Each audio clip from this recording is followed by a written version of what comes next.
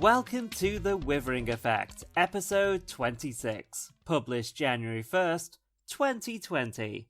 I'm Carl, or CarlRyds to the rest of the internet, and today is a very special episode of the podcast, where I'll be taking a look back at some of the best conversations and ideas from our episodes in 2019.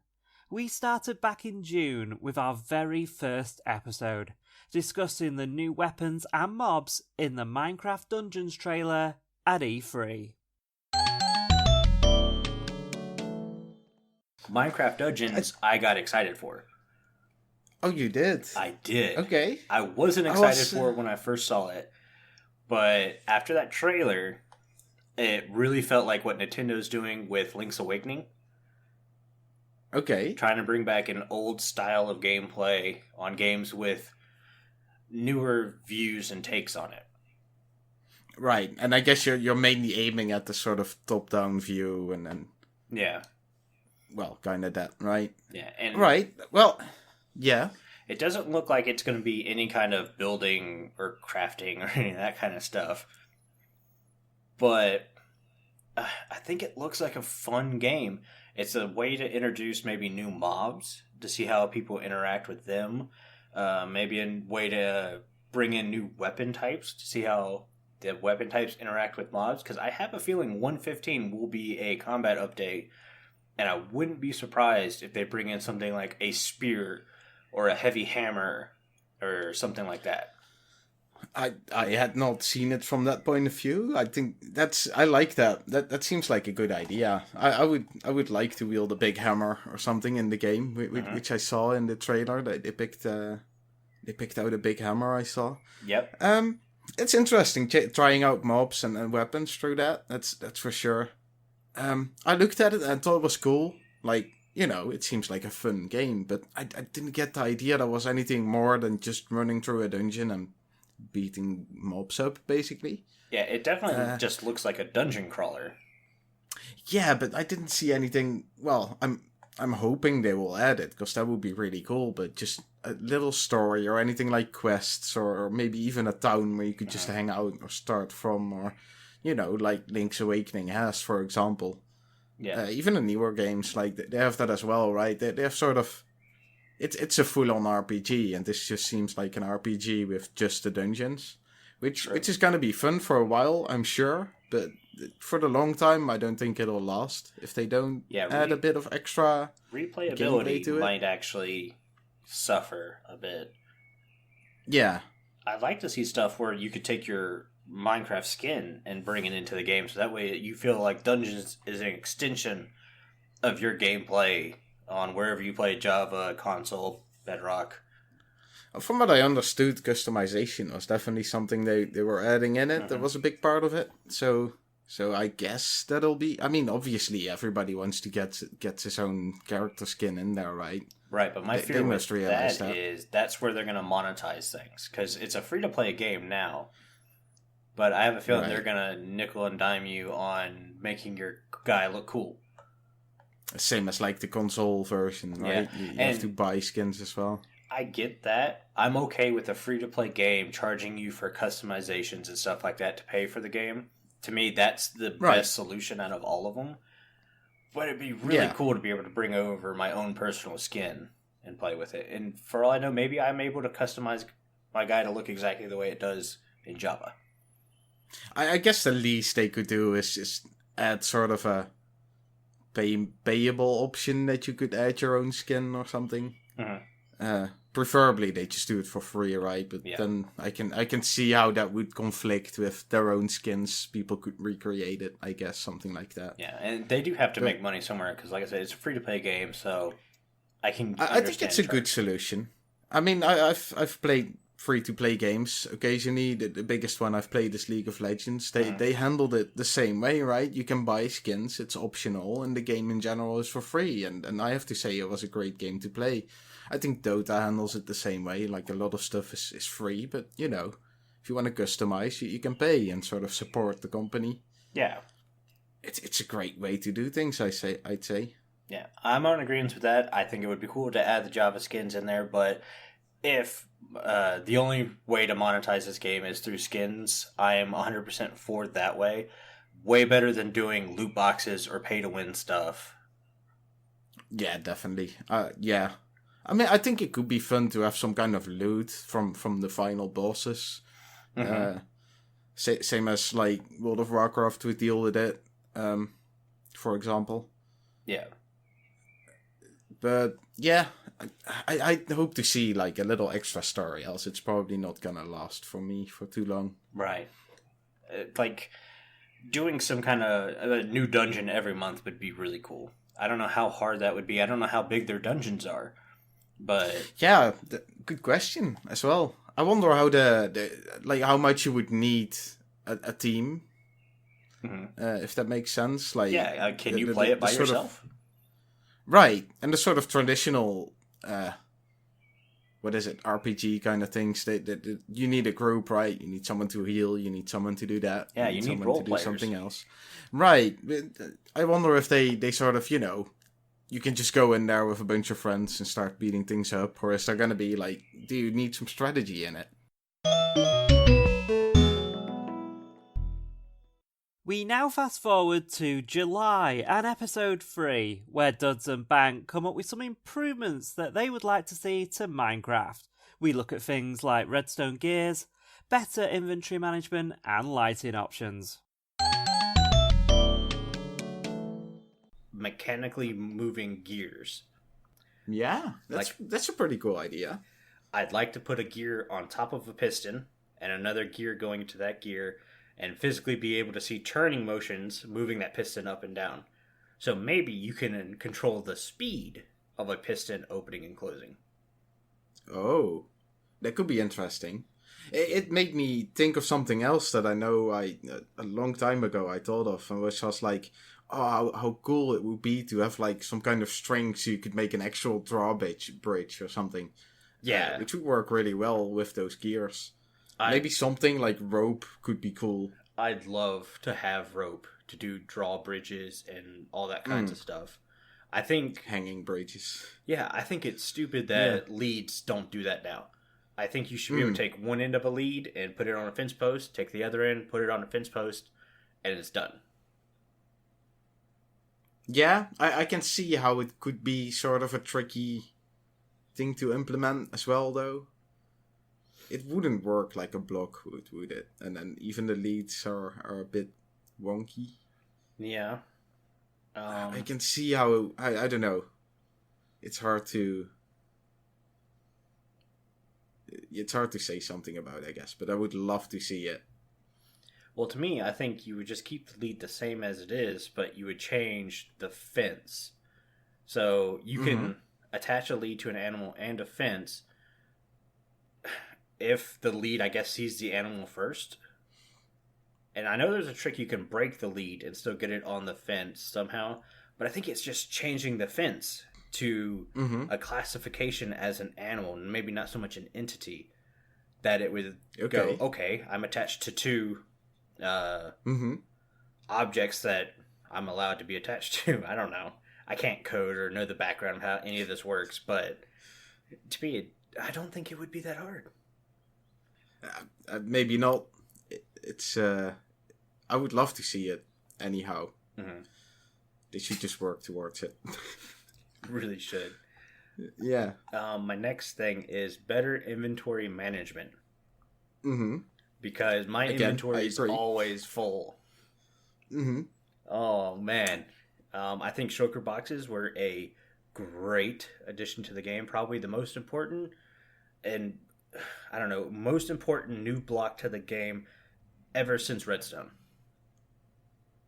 Yeah, that could very well be true. To me, elytras are really important, but they were not important until firework rockets became a thing. Well, also with elytra, I sometimes have the idea it could be cool if we didn't have them, because it changes the way you experience builds of people. With a shulker box, I've never had the idea like, oh, it could be cool if we didn't have those. Yeah. It's like they've always been great. Yeah. Well, and this brings back to more unique redstone items. a shulker box minecart. Oh, yeah. You have minecart cool. chests, but how cool would it be to, instead of a hopper emptying out what's inside the chest, like a minecart chest would do, it sucks the entire shulker box out. So when it comes back, it's just in a new one. Yeah, it's just an empty minecart. Yeah. Oh, that would be cool. Oh, that would be a cool Redstone edition. Redstone genius. Yeah, you deserved it this one. On this one. Yes. He doesn't say that It's been often, a while. guys. Well, it's been a while. You didn't do much. I don't know. Doesn't matter. All right, That would be a cool one. My next thing I think everyone agrees with, more unique lighting options. Yep. Again, I agree. I think everyone loves lanterns. I think they are a great thing to the game. I even like inrods now that they're not purple. Yeah. But we don't have a lot of full block options still. It's hard to light up like bigger areas without like spamming torches or something. It's Yeah, I'm going through that right now with my landscaping. Yeah, it's hard to light up nice big areas without. Yeah, I mean you could use lanterns now, but that's pretty much just as weird as having torches everywhere. Yeah, and plus I would love to be able to dye redstone lamps so they put off a different color. That would be cool. That would be really cool. I want shades of color everywhere. To me, Minecraft's too gray. Well, even if it doesn't change the light color, it could just be cool to have a different color than like the brownish yellow lamps, right? So you could blend them in better into your build or whatever you're making. I agree with you. I would not hate that, but I feel it would kind of be lost not to be able to have different lighting. I think even with Optifine, you're able to do it somehow. Oh yeah, I mean, obviously they're gonna have to do it, so it does create the color light, but you know, at least give them the option to just change the color. Continuing the theme of improving Minecraft, we now go to episode 5, Mobs, Mobs and More Mobs, where Duds and Bank come up with a way to farm quartz and a giant worm with new mobs in the Nether. But now here comes the fun part. I decided to try to make my own custom mob from scratch, and we talked about the rules, and our rules for this part of the topic was you can't generate a structure to basically give a reason to have a mob. So like we both kind of agreed, well, if we generate structures in the Nether, having a golem spawn there would be awesome. It's like, well, no, because there are no structures in the Nether other than a Nether fortress. You have to use what's there. You can't make your own to justify a mob. Yeah, it would make it sort of too easy and too hard at the same time if you did that. Like you don't want to invent a mob and then having to like come up with a ton of mechanics and structures to make it work. You sort of just want a mob, right? Yeah, it's like, well, I want a kraken in the ocean, and it spawns next to this giant castle in underwater. Well, it's like, well, you have a guardian temple and stuff.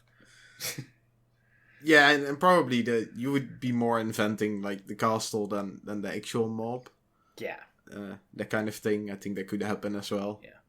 Yeah. So it was a good idea to just have a mob and not include like structures or something like that. Yeah, and I'm going to give you half credit on my mob because Bank thought of the spawning mechanic for my mob. And my mob is a wraith. So it's a ghost-like creature that'll spawn when a player is near soul sand. The wraith is attracted to the player, so it'll try to like hover towards the player, but it won't attack them unless provoked. So if you even just swing at it, that's when it's going to attack you. And it's going to attack you kind of like the flying Vex mobs would, just in that crisscross pattern. The only difference is they can only be killed with fire aspect. So it makes them OP. Because, let's face it, a lot of people don't put fire aspect on their sword. Well, I guess flame on a bow would also work. It's got to be a flaming weapon. Fire would kill them, basically. Yeah, if you could get them to hover into fire, or even lava, because I'm counting lava as fire. I know a lot of mobs in the Nether don't die to lava, but this one would. So that'd be cool. And the big thing is when it drops, or when it dies, it drops quartz. So now it's a farmable mob for quartz.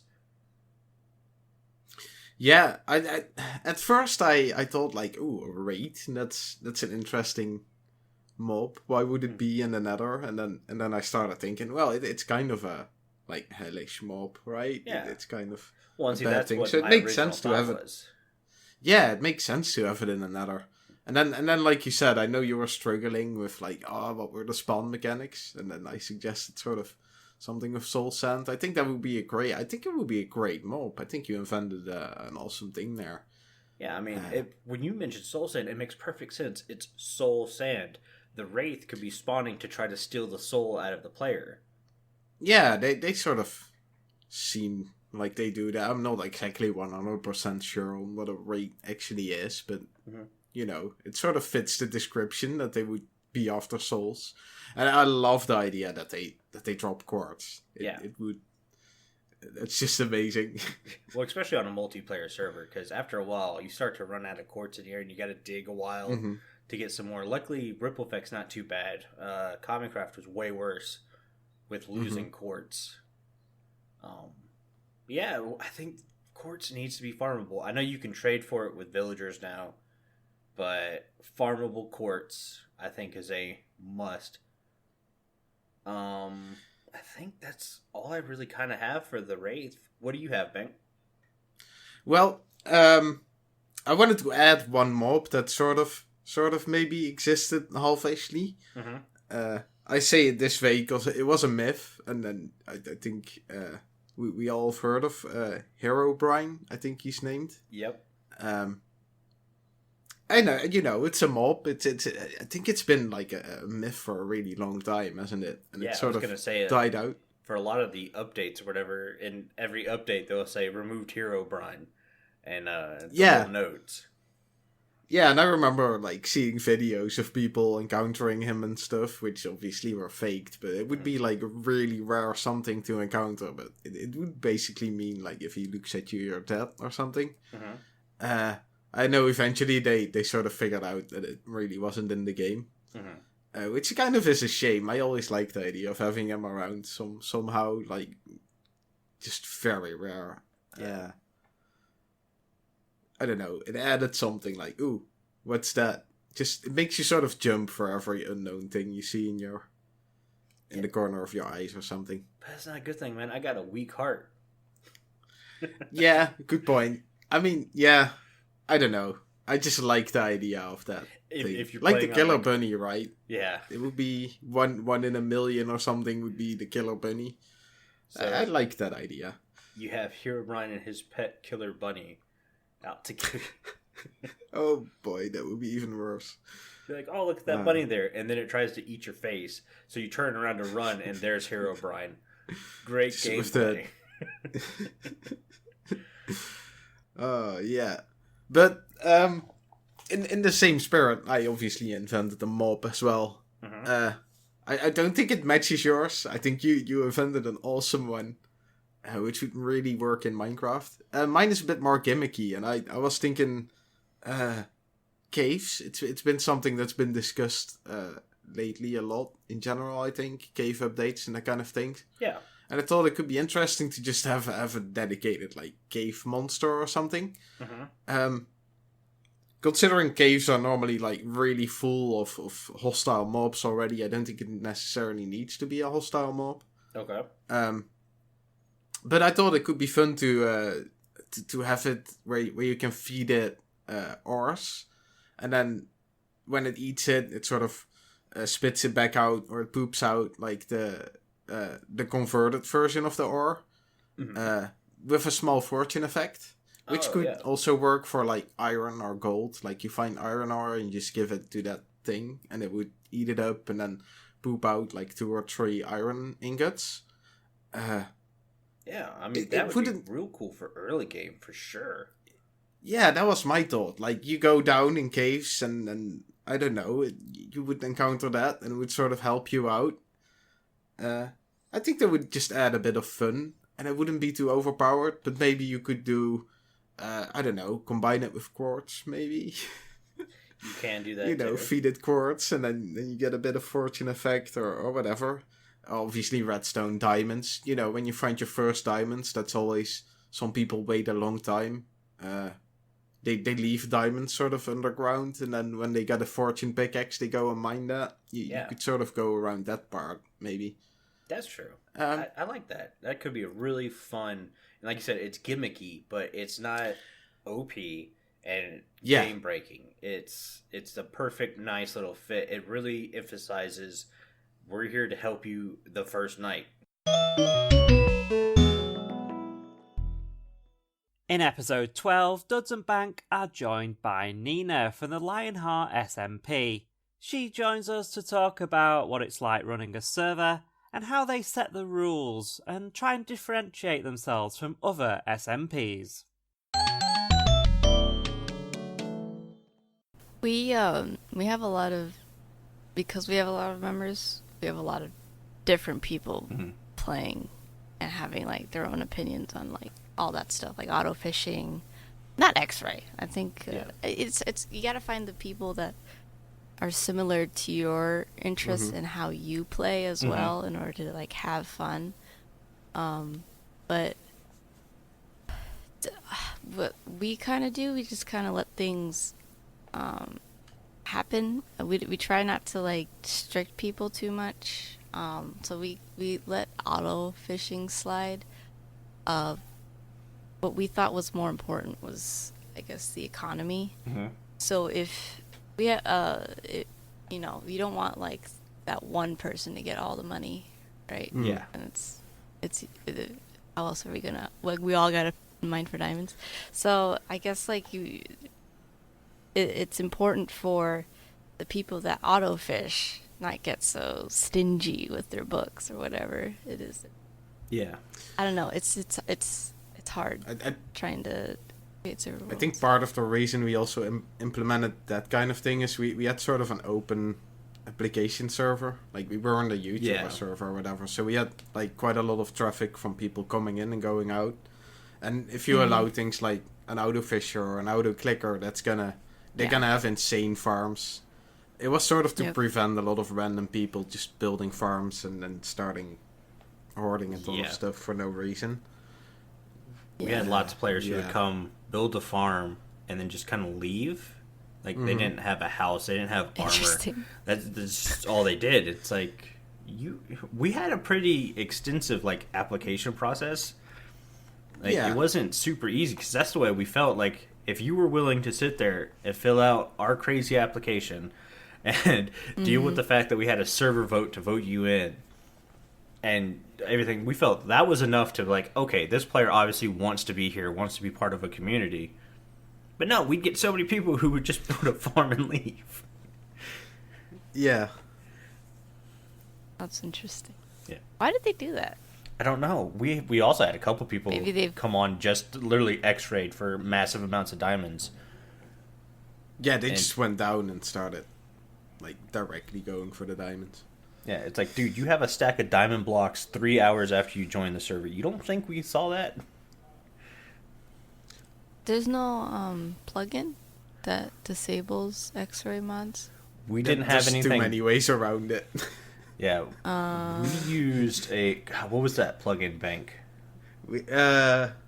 Core Protect? Yeah, we used Core Protect, and it gave us the freedom to make sure nobody was cheating without restricting. Basically, what I did is once a day I used Core Protect and just checked like what diamonds, like diamond blocks that have been mined, and then if one person with too much in a row like showed up, I would start investigate. Yeah. See. Simple stuff like that. It was like hardly any work, but really effective. But it also helped us know when somebody was stealing from another person, because that's obviously a huge no-no on a server. Mm-hmm. Well, and I started playing on like an anarchy server where like cheating is basically, well, you kind of have to. So I started learning about all the things that were possible, which obviously helped a lot as well. Just knowing what they could do. So basically, you learn from the darkness. Basically, yeah. I'm so glad we don't have to do that anymore. Sometimes it was kind of fun to play investigator, but yeah, sometimes it just was a lot of work. Yeah. It seems tedious to do. Yeah, it really was sometimes. I'm not. Public servers are not for me. They require definitely a lot more work than a sort of closed server. Yeah. Yeah, like on Ripple Effect, I have no worries about any of my stuff whatsoever. And I love the fact that I can have that. Like, if Core Protect wasn't working on Common Craft, there was no way I was getting off the server for that night. Just because I couldn't trust some people as far as I could throw them. I mean, for the most part, they were all fine. Yeah. This kind of goes into promoting your server and how to make your server different from all the other servers out there. Because let's face it, there are a ton of different servers out there. But like on Common Craft, we tried to promote our server as like the public Hermitcraft. We played a lot like them. That's kind of what our server did. And if you like that stuff, you could come join ours. And then we would add like the vanilla plus is what I wanted to call it. And I'm super proud of some of the stuff we did because we were doing it before some of the other servers were. And I'm sure there were other servers doing it before us. But like using command blocks to do custom traders that would trade decorative mob heads or have zombies and skeletons and spiders drop currency. Oh, that's cool. That you could trade. Yeah, like Kami coins to me were the best thing ever. Yeah, they were so much fun to make as well. They looked like sort of Chinese coins with like a hole in the middle. And then they were green and blue, like each quadrant was like, how do you say that? It was switching around like green and blue. Yeah. Sort of the colors of the server. I thought they were really cool. Yeah, you could farm them, but it wasn't worth your time to farm them. It was just better to play the game, and when they showed up, oh man, yeah, cool, comic coins. Also, you couldn't really get... We only got like custom hats, that sort of decorative things. So there wasn't much point in getting a lot of it.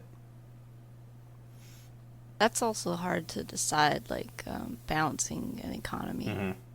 Yeah. Yeah, we really were like, we don't want to... I don't know, we don't want to make it pay to win, basically. So we just added gimmicky stuff.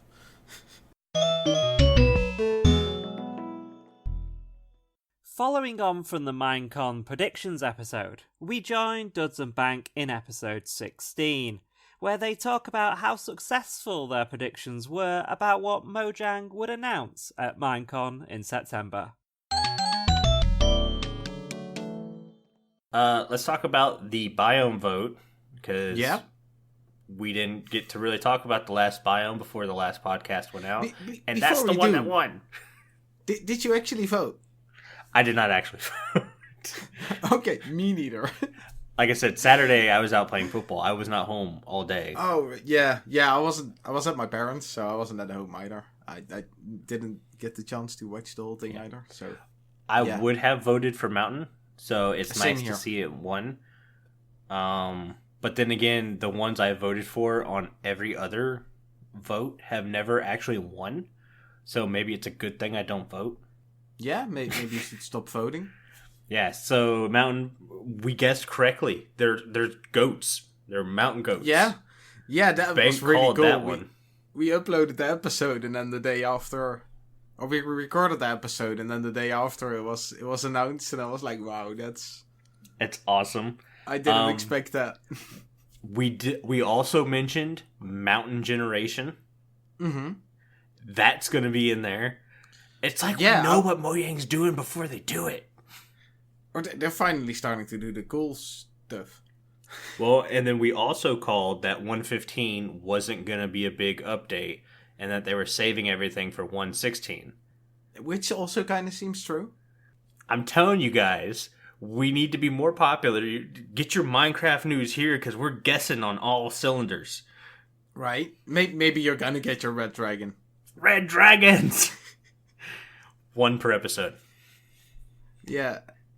I wanted to help you out this time. That's like my little trademark thing. Instead of just Red Dragons TM, it's Red Dragons 1 per episode.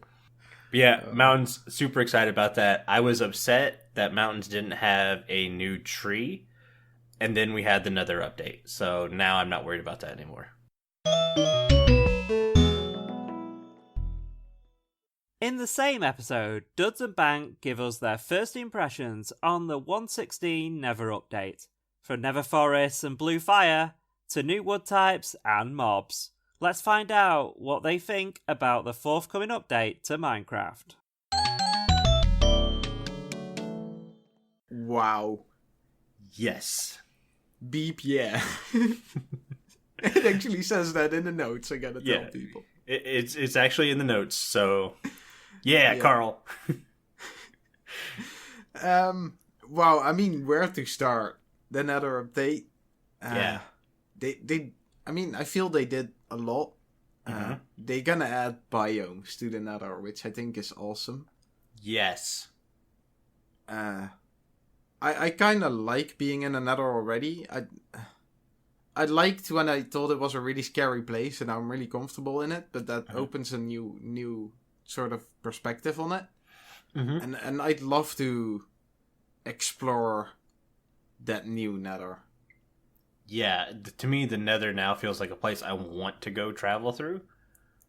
Yeah, and it's not going to be the same old red. It's going to have variety in colors and stuff. Yeah, whereas before you kind of enclose your tunnel or you build it really high, so it's whatever you want.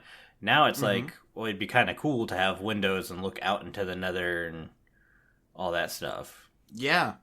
Yeah, especially the forests. They looked really, really cool, colorful. Yeah, I'm excited for Blue Fire. Oh yeah, same here. And I'm sure. I mean, it's gonna work when you light soul sand, so I guess that's just gonna work in the overworld as well. Yeah, I think I remember them saying it's gonna work as long as it's on soul sand. It's gonna be. That's Blue gonna Fire. make so much cool, like magical places, witch huts and stuff. Yeah. I saw some new glowstone as well. I think I saw that too. I don't know if it's glowstone, but it sort of looked like it. I want to call it new glowstone too. It kind of looked like an orange that was sliced and put on a block, but... Right. I can't remember. Did it glow? I mean, I guess so. I couldn't tell. It was in the Nether. Yeah. Everything is on maybe fire it's some and new stuff. kind of ore that could be, I guess. I mean, with all these changes, I don't think I saw something about a new ore type. Did you? I don't think I did either. Okay. I mean, maybe that's gonna be it. I want to lean more towards it's kind of a new glowstone. Yeah, that was my impression as well. Well, maybe it's like a new fruit or plant or something. Oh, something edible. Yeah. Ooh, that could be. Because they mentioned food in the Nether was a thing now, and if you saw from the video, there are tons of new mushrooms. So, I had missed that. I didn't see new mushrooms. I mean, I could see at least 5 or 6 new kinds of mushrooms in one picture, and I went, holy cow. Sweet. They're like blue and orange and red. Well, and I know the new mobs they add, because, well, they're gonna add new mobs, but they drop meat, the beasts. Yes, but can I put honey on it? I mean... Let's hope you'll eventually get your honey on meat, but I didn't read anything or see anything about it. Yeah, I haven't seen that either. I wish I could say yes.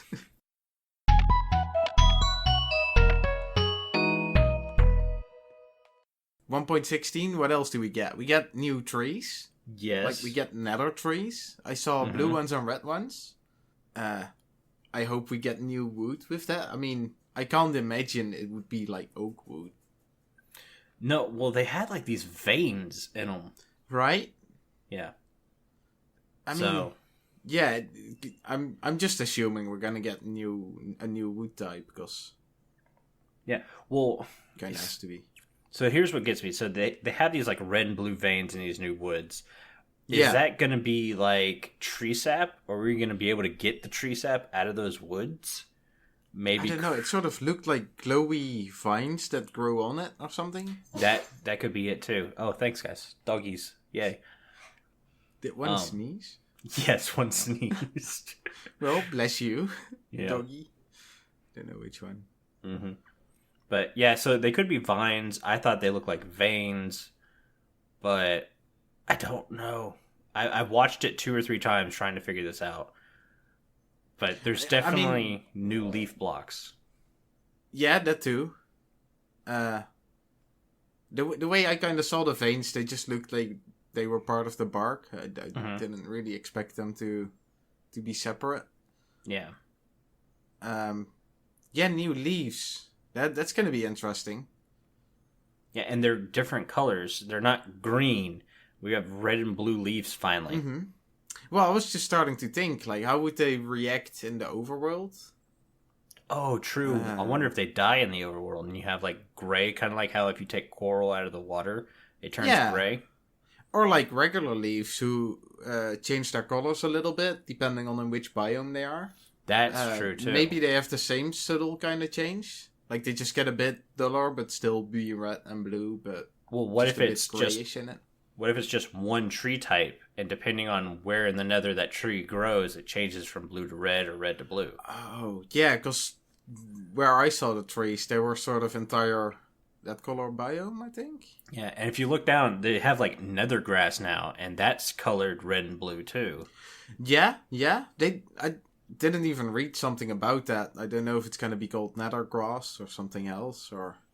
Yeah, I don't know what it's so called many either. things that they're gonna add. Yeah, they're gonna add some new kind of trading as well. I don't know if you looked into that. I heard about that. Pilgrims.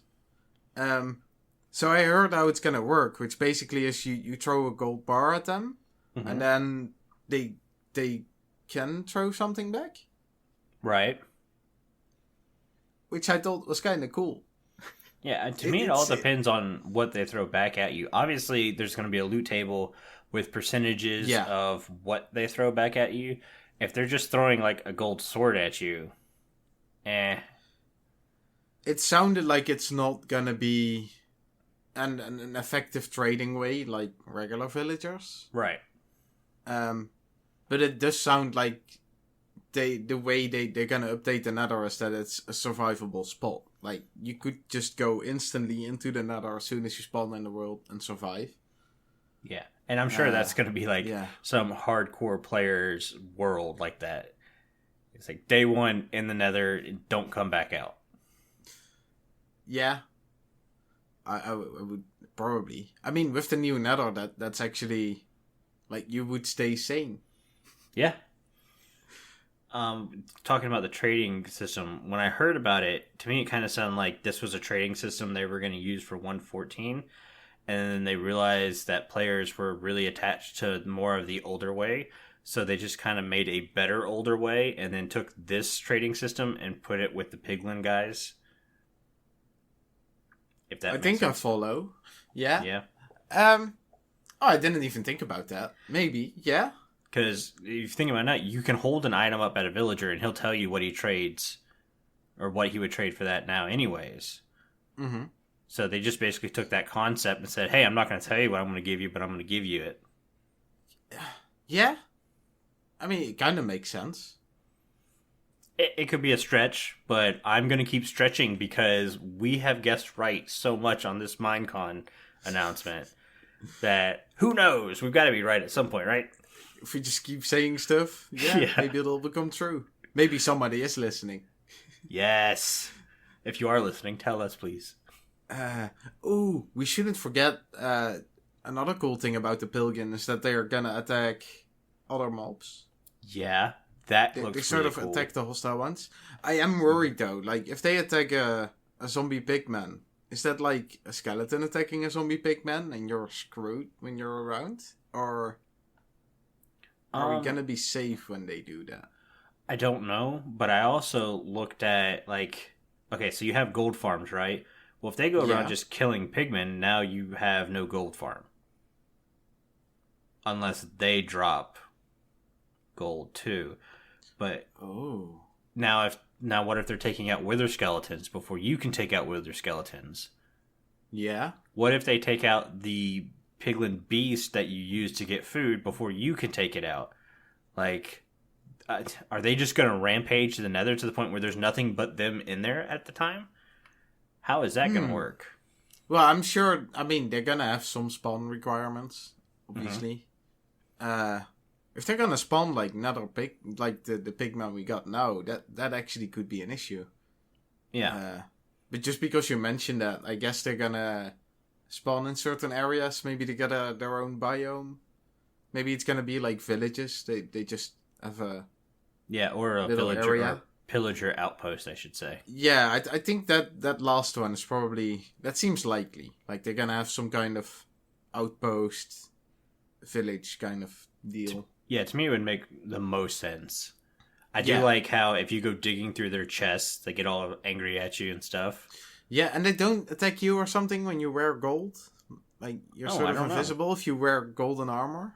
Because they're really after gold always or something. Yeah, I'm not sure exactly how that works, because I don't think they're hostile towards you anyway. Yeah, unless you provoke them. It would give golden armor a purpose, because let's face it, right now it really doesn't have one. Yeah. But then again, it's not really a big enough purpose for me to say, oh, I need gold armor. Well, also, I mean, they're just mobs, right? So Yeah. just... Slap him in the face with my sword. Exactly. I have so many little clips of me saying stuff that, if out of context, would be extremely bad. So please don't take my words out of context. Well, maybe somebody's gonna make a song out of that. Yes. Please don't.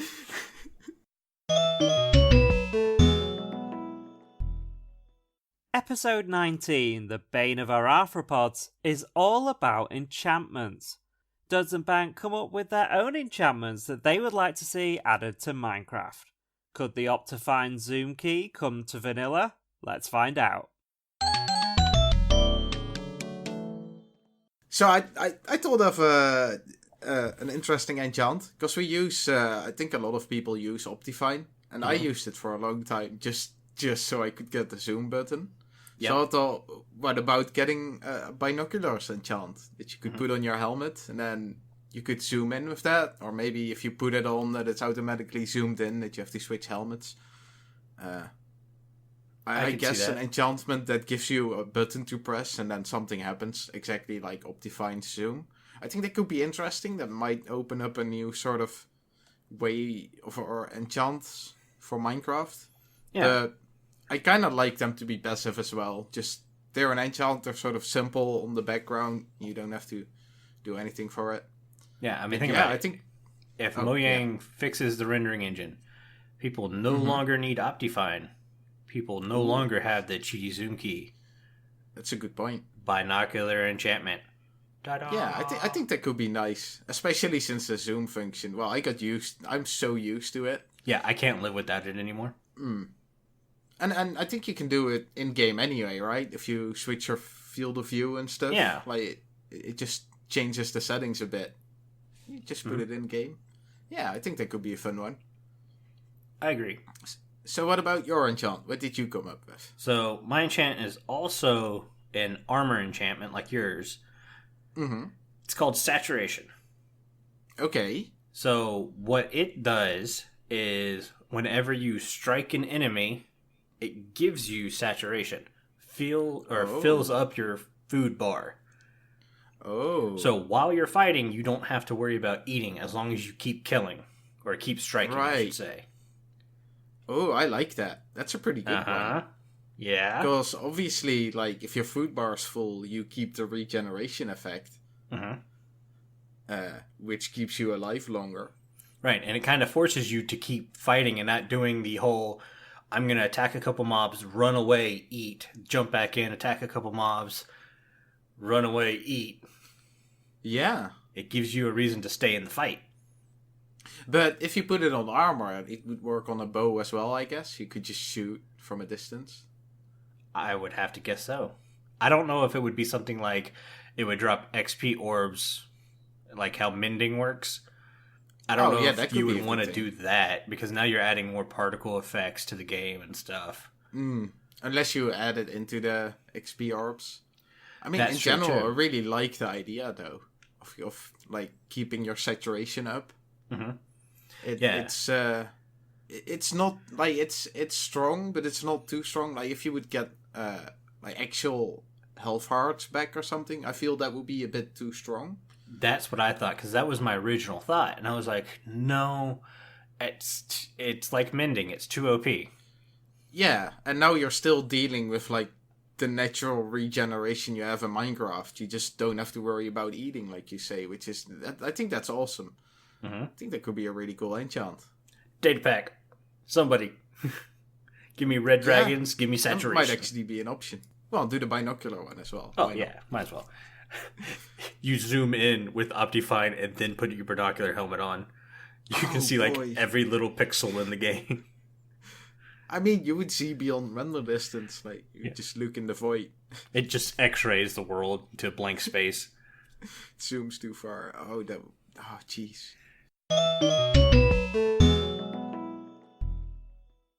Following on from the Nether update announcements from Minecon, it's time to take a look at another barren area of Minecraft, the End. Duds and Bank come up with new block palettes, more mobs they'd like to see, and a better transport system, and even a link to a new sky dimension. I remember, like, when I started the game a long time ago. But the Nether had that as well. It's, like, a very intense place to be, and you're, like, really scared and all that. But for the end, it died out, like, quite quickly. It was really intense and interesting at the start, and then it kind of quickly got just like, oh, this is a chore. There's no fun being here, really. Yeah. To me, once you get an elytra, the End is not a scary place. You're not worried about falling. Games fly everywhere. Yeah. Yeah. So to me, it needs to give you some stuff to go see. And that's when I came up and said, well, you need end villages. We're getting something like that in the Nether with piglins. I want that in the end. Give me some villages. Oh, that could be interesting. Um, I guess also have corresponding villagers. Yeah, I thought you could do something like the piglins, so they're not like regular villagers, but kind of creating another kind of friendly mob that might trade unique items to the end. Make sure that whatever items you get from the end can only be gotten from the end, so it gives you a reason to kind of go there. The other thing was, just like they did in the Nether, I want different colors. So basically the end is pretty much purple, yellow, and black. That's it. It's mostly yellowish, I feel. That's all the colors in the entire world. And it's just like, come on, we need some more stuff. I want like purples and orange. I had the idea of maybe use mycelium, so now you have a second location to dig up mycelium. Ooh. In the maybe like end villages, or I know that's using purple again, but maybe, I don't know, make watercolors different. Maybe water in the end, instead of being blue, it's green, or something crazy. That. I think I saw on the wiki when I quickly looked on there earlier that in the, I think, mobile edition or pocket edition it's called. I think they made the water in the end purple. See?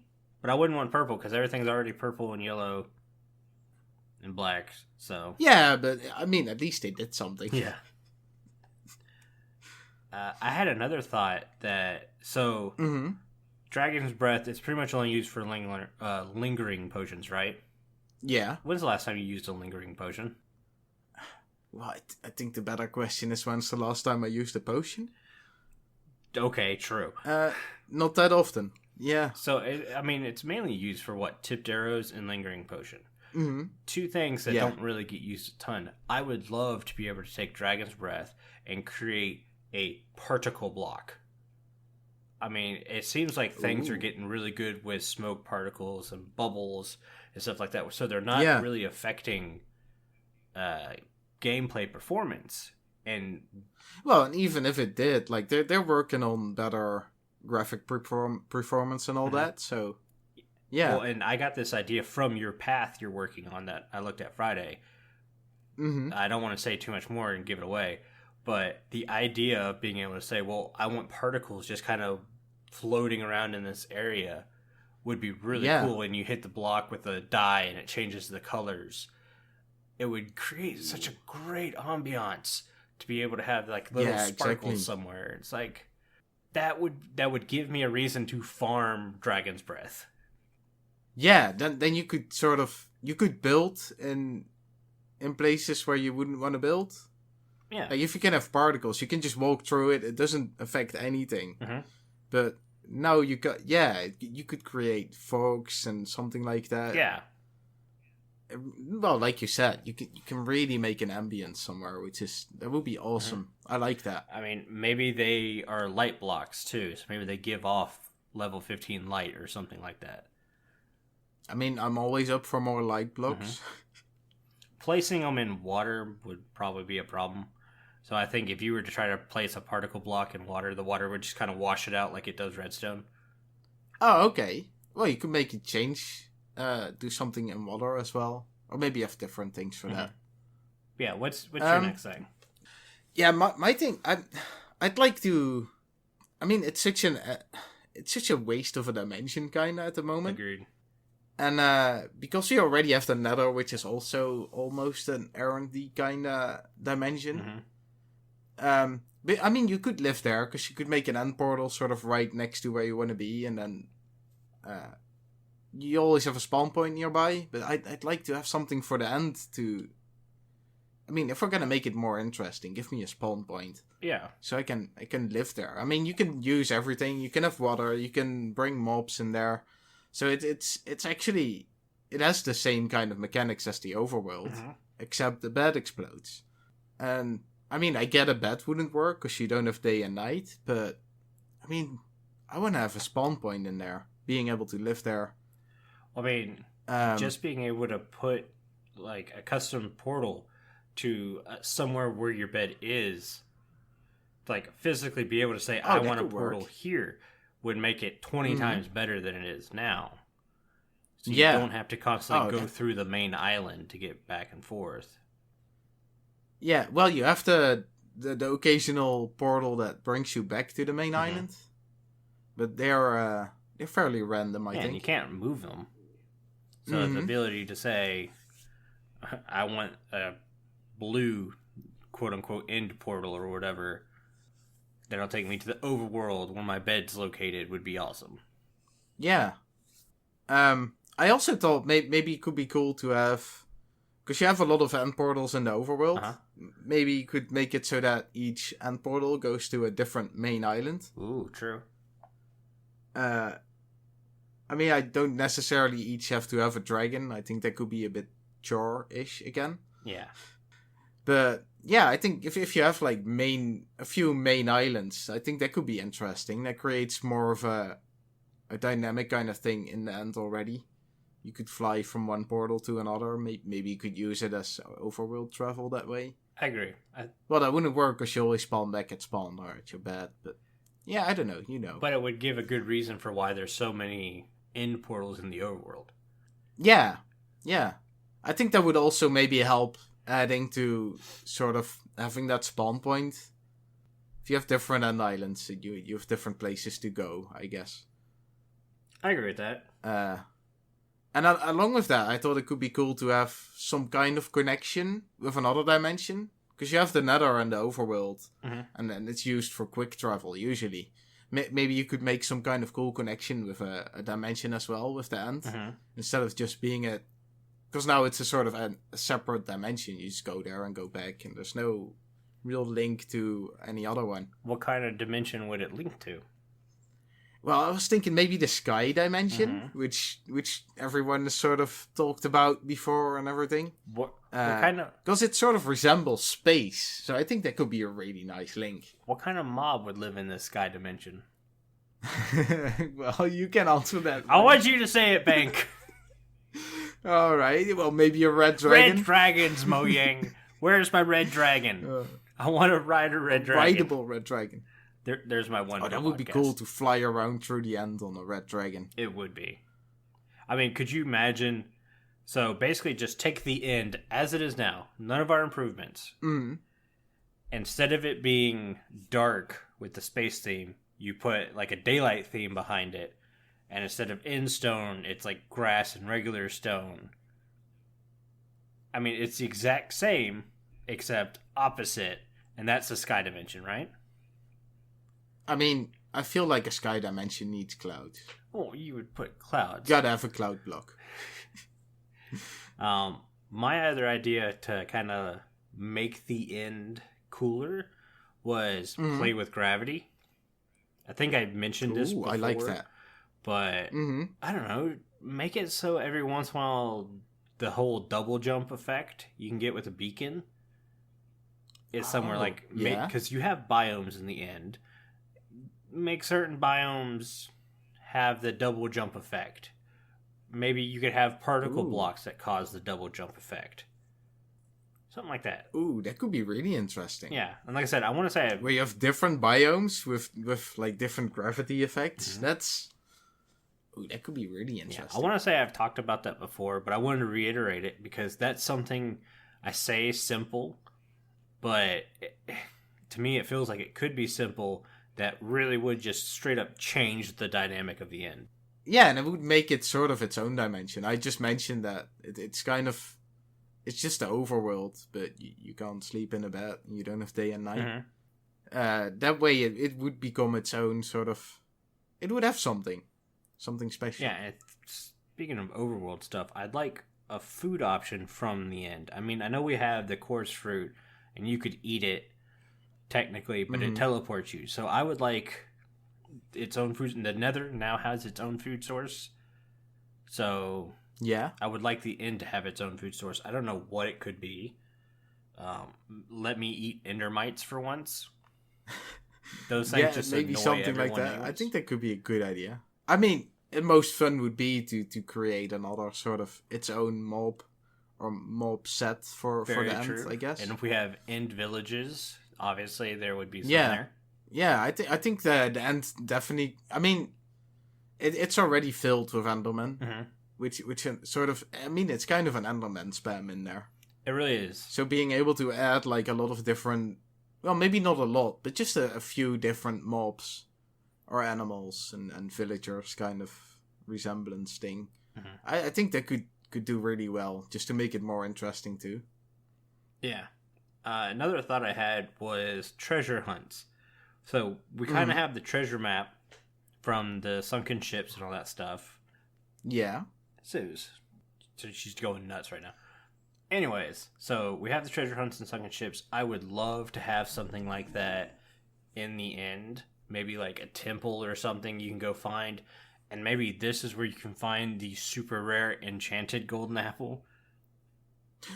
What about having a dragon's lair, and that's where you can find the red dragon as well?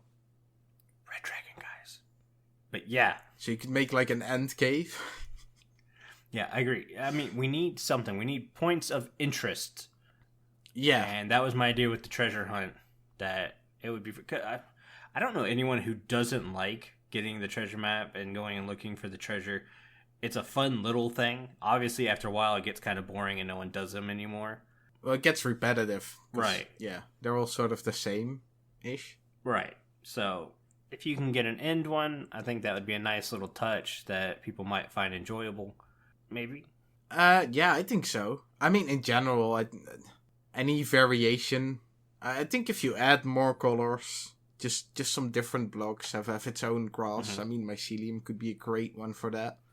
Well, I said mycelium at first. One, because it's purple, so it kind of blends in. And two, I would like a spot where Endermen don't spawn. I'd like some non-spammed Endermen somewhere. Yeah. Yeah, that's another thing. It just gets so... The end's so repetitive. All the same block. And then all the same animals. Or mobs. And then all the same plants. And then once in a while you get a city. Right. And in that city, there's the same mob you've seen over and over again. And then there's only one mob in there, pretty much. Which, yeah. So, it's like... I mean, we have these in cities with this floating pirate ship. But you're going to try to tell me an Enderman or a Shulker built those things? I don't think so. And pirates? Yeah. I mean, they could do something with those ships. I mean, this might be, like, too heavy on the game, but... I mean, what about having them fly around and that has some... I don't know, little flying pirate ships with, like, pirate attacks. Or make the ships themselves just random, more random. Like, so as of right now, you have to find an end city, and you have to hope that end city has a pirate ship. Mm-hmm. If it doesn't, you don't get an elytra. Well, the city is missing the ship. Where's the ship? Have it randomly spread out throughout the end. Just have a random ship there. I mean, that would make sense. It's a transportation device. Mm-hmm. Have it be away from the cities. Exactly. Gives you more chances to get an elytra, and it adds even just the littlest bit of story to the game. In November, Duds was joined by Orbney in episode 23, discussing Redstone and improvements they'd like to see. Would you like to see redstone up walls? And sticky redstone? Wireless redstone? The possibilities are endless, but do they make sense in the game? A lot of people said bluestone, so I want to read off names. Daddy3260 mentioned bluestone or cobalt. Also mentioned redstone up walls, which I am 100% for. If the new, like, what we're calling end redstone or nether redstone or bluestone could travel vertically on walls, that would give it a new function. Yeah. So yeah, I really like that redstone idea. doesn't have, but this one has. That could be interesting. The idea that I had was just to have like sticky redstone.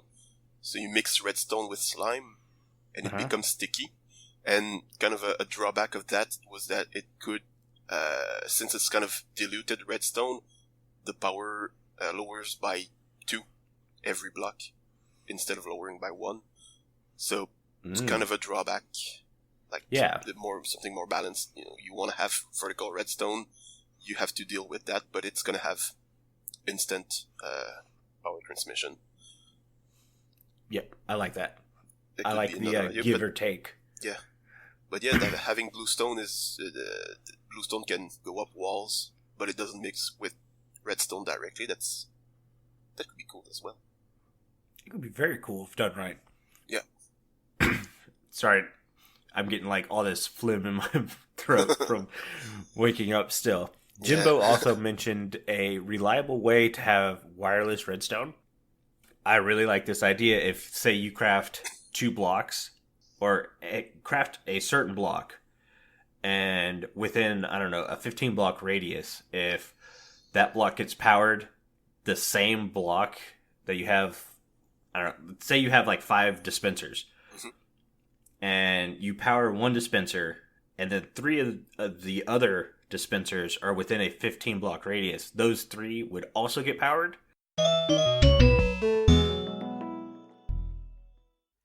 That's going to do it for today, everyone. There is so many more discussions I could have included in the best of, but this episode is already too long. Duds will be back next week, and we look forward to bringing you more episodes throughout 2020. We'd like to thank all of you for listening throughout 2019. We just passed 6,000 listens and 155 per episode. Let's see if we can hit 10,200 per episode in the coming months. If you'd like to help us out with that, you can share the show with all your friends and on social media. If you listen on Spotify, follow us. Or if you listen on Apple Podcasts, leave us a nice review. Doing any of these really helps us reach more listeners. If you'd like to get in contact with the show, send an email to podcast@rippleeffectsmp.com, tweet us, or join our Discord, where you can have a chat with everyone who works on the show and your fellow listeners as well. All those links are in the show notes. This show has been brought to you by myself, but also everyone else we heard today in the best of, including Duds, Bank, Nina, and Orbney. The amazing music you hear in the intro, outro, and interludes is created by the one and only Decoy. Everyone's social media info can be found in the show notes. You guys have been awesome. Thank you for getting withered with me on this special episode, and a happy new year to everyone. You should probably go and drink some milk now. Bye!